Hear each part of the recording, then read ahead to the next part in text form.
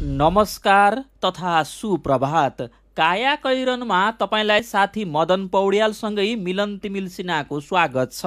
काया कैरन उज्यालो रेडियो नेटवर्कसँगै उज्यालो अनलाइन र मोबाइल एप्लिकेसनबाट एकसाथ प्रसारण भइरहेको छ। आज 2078 साल माघ 21 गते शुक्रबार, माघ शुक्ल पक्षको तृतीया उपरान्त चतुर्थी तिथि, सन् 2022 फेब्रुअरी 4 तारिक। काया कैरन सुरु गरौँ मुख्य खबरका शीर्षकहरूबाट।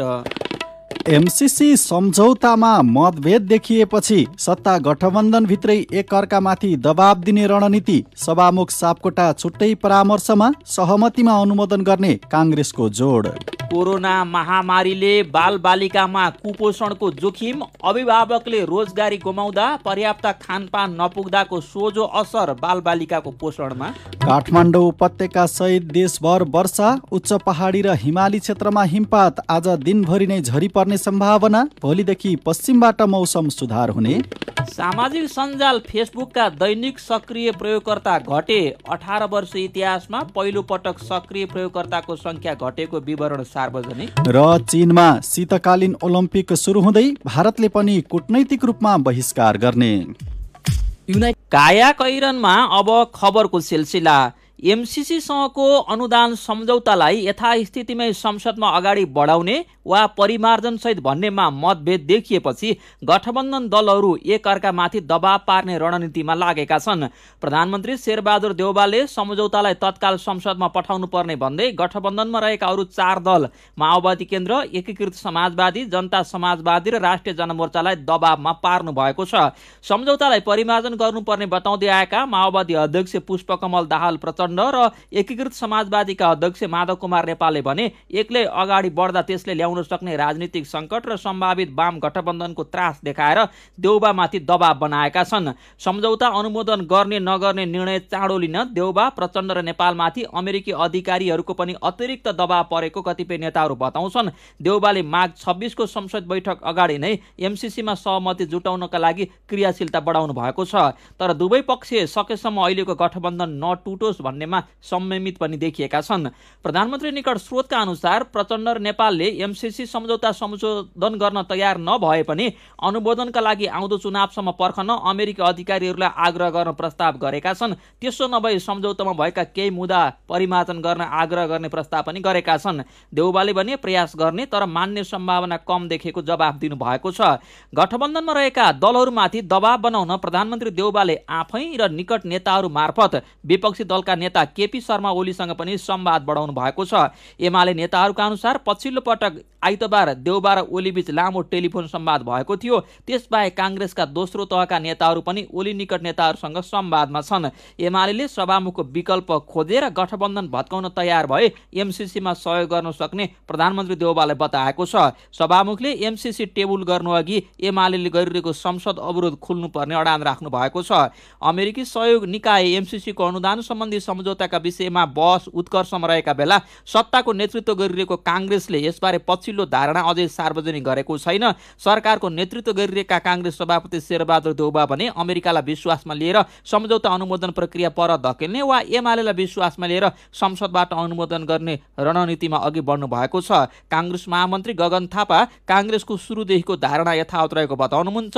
2 वर्ष अघि नै काङ्ग्रेस केन्द्रीय कार्य समिति र संसदीय दलमा एमसीसी सम्झौतालाई संसदबाट अनुमोदन गर्ने निर्णय भइसकेको छ। उहाँले भन्नुभयो त्यसपछि अर्को निर्णय नभएकाले पार्टीको धारणा यही हो। काङ्ग्रेसको जोड भने सहमतिमा अनुमोदन गर्ने भन्ने रहेको छ। सभामुख अग्नि सापकोटाले एमसीसीसँगको सम्झौता निर्णयार्थ प्रस्तुत हुने प्रक्रिया स्पष्ट नभएको भन्दै संसद सचिवालयका अधिकारीहरूसँग परामर्श गर्नुभएको छ। प्रधानमन्त्री शेरबहादुर देउवाले सम्झौता अघि बढाउन राजनैतिक दलहरूसँग छलफल गरिरहेका बेला सभामुख सापकोटाले भने कानुनी प्रक्रियाका बारेमा छलफल गर्नुभएको हो। संसद सचिवालयले भने कर्मचारीसँग भएको छलफल नियमित भएको प्रतिक्रिया दिएको छ। हिजो भएको छलफलमा सभामुखले संविधानको धारा 279 अन्तर्गत विभिन्न प्रकृतिका सन्धि सम्झौताको व्यवस्था रहेको भन्दै एमसीसी कुन प्रकृतिको सम्झौता हो भन्ने खुलाउन अधिकारीहरूको राय माग्नु भएको हो। प्रतिनिधि सभा बैठक सञ्चालन हुन 1/4 अर्थात् 69 सांसदको उपस्थिति अनिवार्य हुन्छ। उपस्थितिको बहुमत अर्थात् 36 सांसदले हुन्छ भनेमा त्यस्ता सम्झौता पारित हुन्छन्। काठमाडौँ उपत्यका सहित देशभर पानी परेको छ। उच्च पहाडी तथा हिमाली भेगका केही ठाउँमा हिमपात भएको छ। गए रातिदेखि नै मेघ गर्जन र चट्याङ सहित धेरै ठाउँमा पानी परेको हो। अहिले केही ठाउँमा पानी पर्न रोकिए पनि दिनभर झरी पर्ने सम्भावना रहेको मौसमविद राजु प्रधानाङ्गले जानकारी दिनुभयो। बेलुकीसम्म नै पानी पर्ने र रोकिने क्रम चलिरहने तथा भोलिदेखि पश्चिमी क्षेत्रबाट मौसममा सुधार हुन थाल्ने उहाँको भनाइ छ। पर्सि आइतबारदेखि मात्रै मौसममा सुधार आउने मौसमविद प्रधानाङ्गले जानकारी दिनुभयो। उच्च पहाडी तथा हिमाली भूभागका धेरै ठाउँमा हल्कादेखि मध्यम हिमपातको सम्भावना रहेकाले चिसोबाट बच्न र त्यसको प्रभावबाट जोगिन आवश्यक सुरक्षा तथा सतर्कता अपनाउन पनि मौसमविदले आग्रह गरेका छन्। पश्चिमी न्यूनचापीय प्रणालीको प्रभावले केही दिनदेखि मौसम बदली भइरहेको छ। कोरोना महामारीले बालबालिकामा कुपोषणको जोखिम बढाएको छ। शरीरको आवश्यकता अनुसार पानी, कार्बोहाइड्रेट, चिल्लो पदार्थ, प्रोटिन, खनिज र भिटामिन जस्ता पर्याप्त सन्तुलित आहार नपुगेर बालबालिकामा कुपोषण यथावत रहेको युनिसेफको मल्टिपल इन्डिकेटर क्लस्टर सर्वे 2019मा उल्लेख छ। हालै प्रकाशित सर्वेक्षणहरूले पनि कोरोना महामारीले गर्दा भरपेट खानका लागि सङ्घर्ष गरिरहेको परिवारका बालबालिकाको पोषणमा थप असर पुगेको उल्लेख छ। युनिसेफले सन् 2022को जनवरी अर्थात् माघ 6मा जारी गरेको मातृ तथा बाल पोषण जर्नलका अनुसार नेपालले महिला तथा बालबालिकाको पोषणमा हासिल गरेका उल्लेखनीय उपलब्धिमा अहिले कायम रहेको असमानता र कोभिड-19 महामारीका कारण जोखिम थपिएको उल्लेख छ। नेपालले अझै पनि पोषणको क्षेत्रमा थुप्रै चुनौतीको सामना गरिरहेको छ। दिगो विकासका लक्ष्यहरूले बालबालिकाको पुड्कोपन र ख्याउटेपनको न्यूनीकरणका लागि निर्दिष्ट गरेको गति, परिणाम र समानताका सूचक अनुसार आवश्यक गतिमा अघि नबढिरहेको र कोभिड-19 महामारीले गर्दा यो अवस्था झन बिग्रन सक्ने सम्भावना रहेको युनिसेफले भनेको छ। महामारीकै कारण अभिभावकले रोजगारी गुमाउँदा पर्याप्त खानपान नपुग्दाको सोझो असर बालबालिकाको पोषणमा पर्ने गरेको हो। पोषणविद उमा कोइराला अभिभावकले रोजगारी गुमाउने, आर्थिक अभाव, खाद्य पदार्थको असहज आपूर्ति, महँगी, विद्यालयको अनियमितताले बालबालिकाको पोषणमा प्रभाव पारेको बताउनुहुन्छ। कोरोनाले बालबालिकाको पोषणमा कस्तो प्रभाव पार्यो भन्ने ठ्याक्कै अध्ययन त भएको छैन। 2 वर्षदेखिको महामारीले तत्कालै असर नदेखिए पनि 3-4 वर्षपछि पोषणमा परेको प्रभाव मजाले देखिन्छ। उहाँले भन्नुभयो, केही मोटाउने, केही दुब्लाउने, पातलो हुने, शारीरिक तथा मानसिक विकासमा असर पुग्ने हुन्छ। राष्ट्रिय योजना आयोगका प्रवक्ता राजेन्द्र कुमार पौडेलले बहुक्षेत्रीय पोषण कार्यक्रमलाई प्रभावकारी बनाउन सम्बन्धित मन्त्रालयसँग छलफल हुँदै आएको बताउनु भएको छ।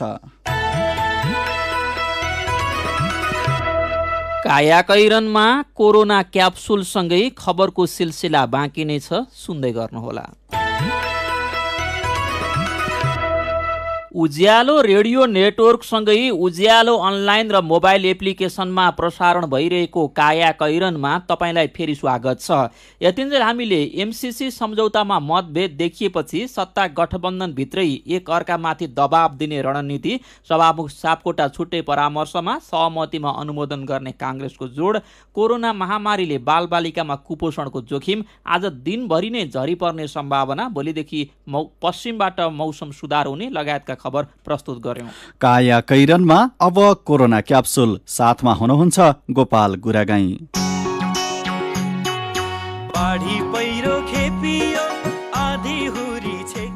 Corona capsule season 2, capsule number 169। Corona क्याप्सुलमा आजको विषय कोरोनाले नेपालमा थिलथिलो पारेका क्षेत्र, विपदको रोकथाम र पुनर्स्थापनामा पालिकाहरूको जिम्मेवारी। आजको क्याप्सुलमा समावेश मात्रा 3। कोरोना क्याप्सुलमा आजका पाहुना मानवशास्त्री डाक्टर सुरेश ढकाल। पर लैजाऊ फुलहरू, छोपिदेऊ तारा जुन, बन्द गर गीतहरू, तिम्रो याद आउने सबै चिजहरू। राजेन्द्र थापाले लेखेको, नातिकाजीले सङ्गीत भरेको र प्रेमध्वज प्रधानले गाएको गीतले भने चाहिँ कोरोनाले प्रभाव नपारेको र दुःख नदिएको कुनै क्षेत्र र वर्ग छैन। तर बितेका 2 वर्षमा कोरोनाले केही क्षेत्र र वर्गलाई अति प्रभावित पारेको छ। सुनौ कोरोना क्याप्सुलको पहिलो मात्रा। क्षेत्रगत हिसाबले भन्ने हो भने त नेपालको ठुलो उद्योग, पर्यटन उद्योगमा एकदमै ठुलो प्रभाव पर्यो, सबैलाई असर गर्यो। तर व्यवसाय भन्दा पनि त्यसमा काम गर्ने हजारौं, झन्डै लाखौंको संख्याका मान्छेहरू जो मजदुरहरू थिए, होटलमा काम गर्ने मजदुरहरू थिए, यी सबै मान्छेहरू एकदम नै प्रभावित भए। उद्योग कल कारखाना चल्न नसक्दाखेरि त्यसमा काम गर्ने मजदुरहरू मूलतः ज्यालादारीमा काम गर्थे, अदक्ष मजदुरहरू थिए, त्यस्ता क्षेत्रमा बढी प्रभावित भयो। त्यसै गरी कृषि क्षेत्रमा काम गर्ने कृषि मजदुरहरू पनि बढी प्रभावित भयो र अब सहरी क्षेत्रमा सहरी गरिबहरू संलग्न भएको जुन क्षेत्रहरू छ त्यो बढी प्रभावित भयो। यी त भए कोरोना महामारी सुरु भएपछि नेपालका विभिन्न क्षेत्र र वर्गमा देखिएका तत्कालीन असर र प्रभावहरू। तर कतिपय प्रभावहरू दीर्घकालीन छन्, जसबाट मुक्त हुन व्यवसायी र व्यक्तिलाई वर्षौं लाग्छ। कोरोना महामारीले पारेका दीर्घकालीन असरहरू थाहा पाउन सुनौ कोरोना क्याप्सुलको दोस्रो मात्रा। नेपालको मात्रै सन्दर्भमा होइन, विश्वव्यापी सन्दर्भमा पनि विश्व ब्याङ्कले एउटा अध्ययन गरेको थियो। यसले चाहिँ के भन्यो भने गरिबीको संख्या र तह दुईटैलाई बढाइदिएको छ र हुने र नहुनेहरूको बीचको जुन खाडललाई पनि हत्तै बढाइदिएको छ। उदाहरणको लागि महामारी रोकिने बित्तिकै फेरि फर्किहाल्ने, पुनः सञ्चालन हुन सक्ने खालको क्षेत्रमा काम गर्ने मान्छेहरू छन्, उनीहरू अथवा त्यो क्षेत्र त फेरि पुनर्स्थापित हुन सक्छ, छिट्टै नै हुन सक्छ। तर कतिपय क्षेत्रहरू छन् जो चाहिँ वास्तवमा दीर्घकालीन रूपले नै असर परेको छ भने त्यो क्षेत्रमा काम गर्ने व्यक्तिहरू, त्यो क्षेत्रमा काम गर्ने मान्छेहरू पनि त्यसै गरी पुनः स्थापित हुनलाई एकदम नै समय लाग्छ।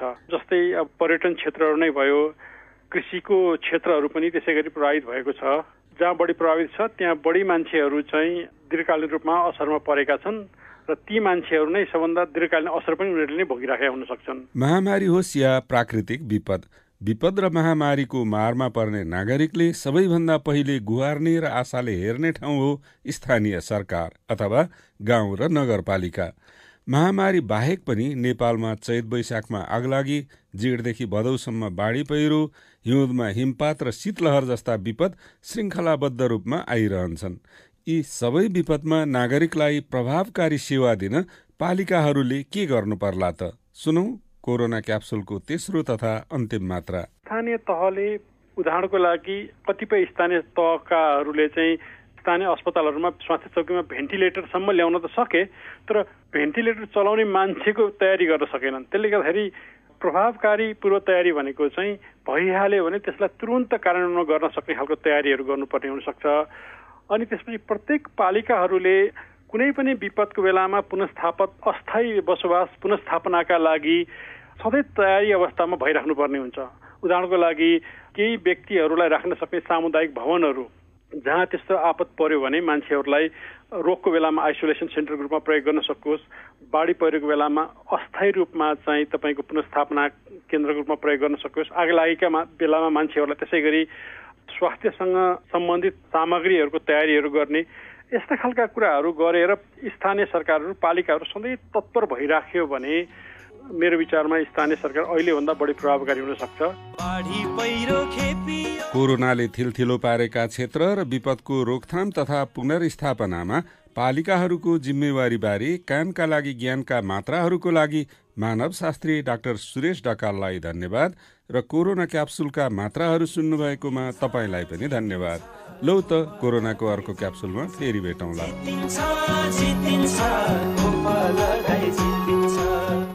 काया कैरनमा मेरो पनि भन्नु छ र कार्टुनसँगै खबरको सिलसिला बाँकी नै छ, सुन्दै गर्नुहोला।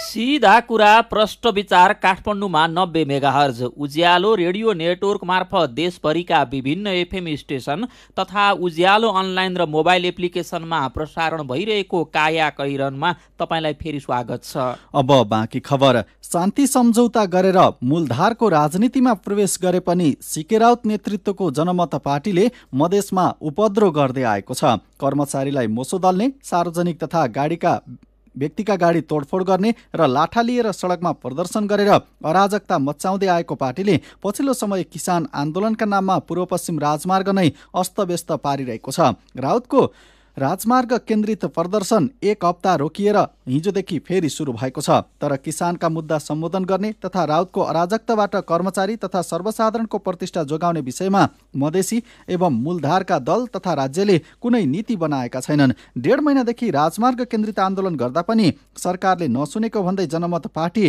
फेरि राजमार्गमै उत्रिएको हो। किसानका मुद्दा र ब्यानर बोकेका जनमतका कार्यकर्ताले राजमार्गका ठाउँ ठाउँमा टेन्ट गाडेर प्रदर्शन गरिरहेका छन्। किसानका मुद्दा सम्बोधन गर्न र राउतको अराजकताबाट सर्वसाधारणको स्तरको सम्पत्ति र प्रतिष्ठा जोगाउन सरकार उदासीन छ। राष्ट्रिय स्तरको समस्या समाधानका लागि प्रधानमन्त्री र कृषि मन्त्री स्तरबाटै वार्ता हुनुपर्ने जनमत पार्टीका अध्यक्ष सीके राउतले प्रतिक्रिया दिनुभएको छ।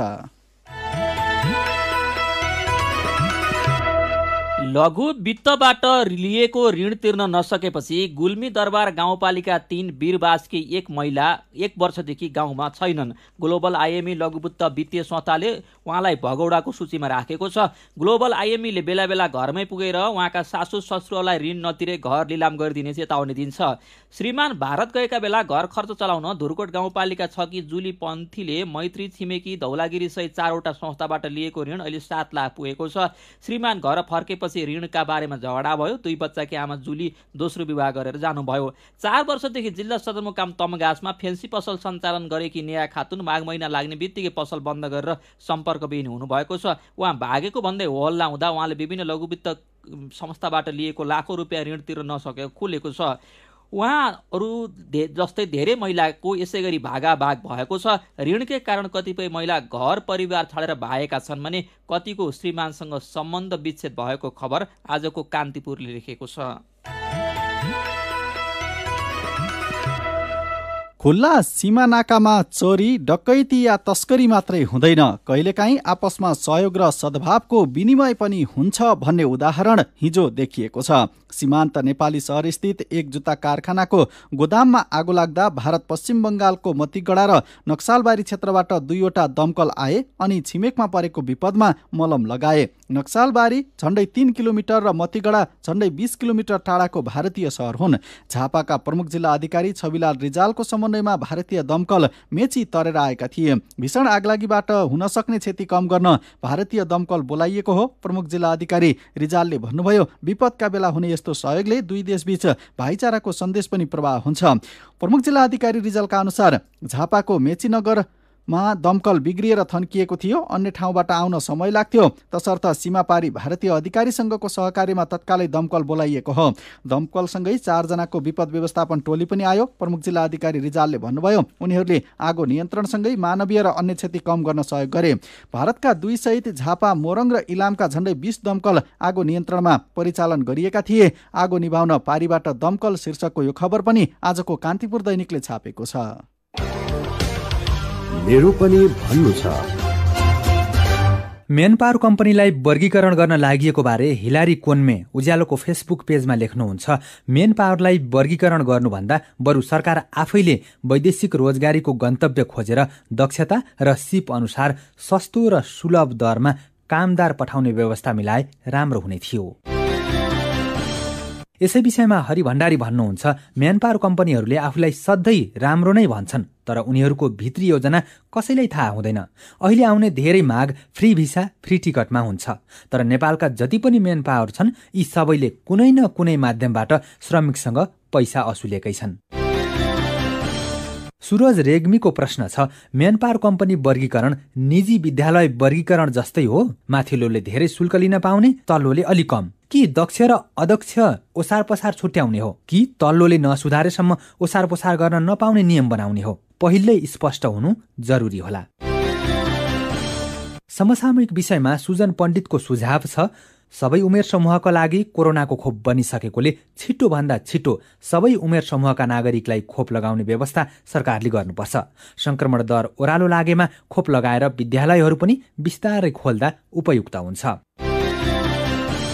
अनि ट्विटरमै मीना पौडेल, कोरोनाका कारण बालबालिकाको पढाइ प्रभावित बन्यो भन्दै लेख्नुहुन्छ, कोरोनाको अन्त्य अनिश्चित छ, यसको प्रभावले विद्यार्थीहरू मारमा परेका छन्।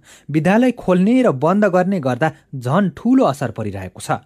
उपयुक्त मापदण्ड कायम गरी विद्यालय सधैँ सञ्चालन गर्न मिल्ने व्यवस्था सरकारले गर्नुपर्छ। भोलिका दक्ष जनशक्ति आज घरको कोठामा बन्द अवस्थामा बस्नु हुँदैन। विचारका लागि तपाईलाई धन्यवाद।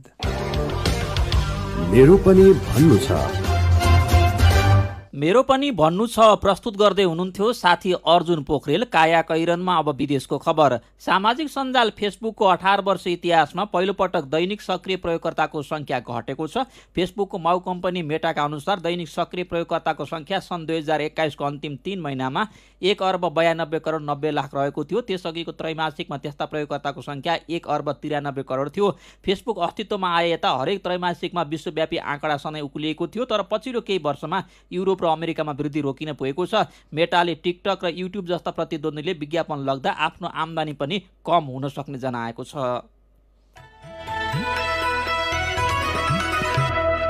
अब खेल खबर। चीनमा आजदेखि शीतकालीन ओलम्पिक सुरु हुँदैछ, तर भारतले कूटनीतिक बहिष्कार गर्ने भएको छ।